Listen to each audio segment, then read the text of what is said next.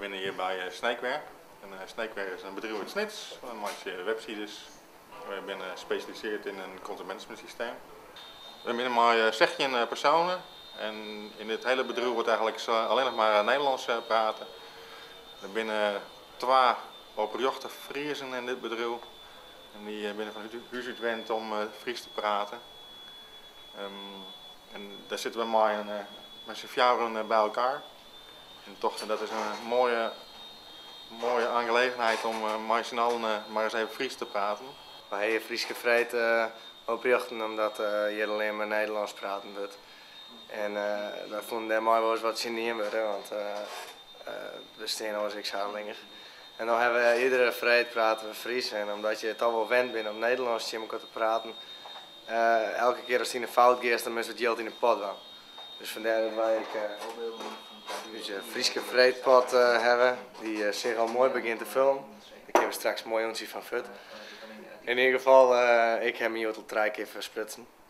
Die horen, ik weet net hoe het helemaal zit, maar dat wordt netjes bijhouden door onze penningmeester.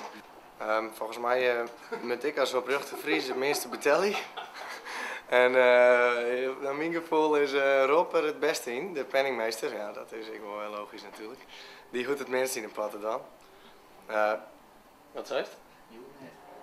Ja, dat is hij.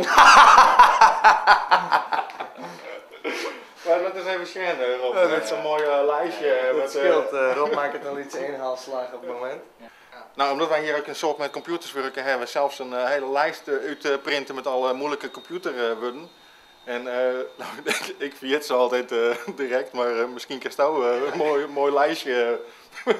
De staveringshifker en de ondertriemtafel kist er dan ik nog fatsoenlijk in het Frieske de computertaal. Een triem is een bestand, dat is iets wat ik echt net wist. Maar tegenwoordig gaan we op vreed gewoon triem miepen en naar me sturen. Dus daar zijn er een heel soort woorden die gewoon eigenlijk prachtig mooi in het Fries kunnen. Horen bedrijven moet dat ik gewoon ontwaan. Je hebt een beetje in Friesland, maar wel trots wijzen op het Fries. Het is gewoon hartstikke leuk om het op die manier van collega's te leren als het net een Fries is. Dus het is gewoon ontwaan, het is heel leeg drempelig.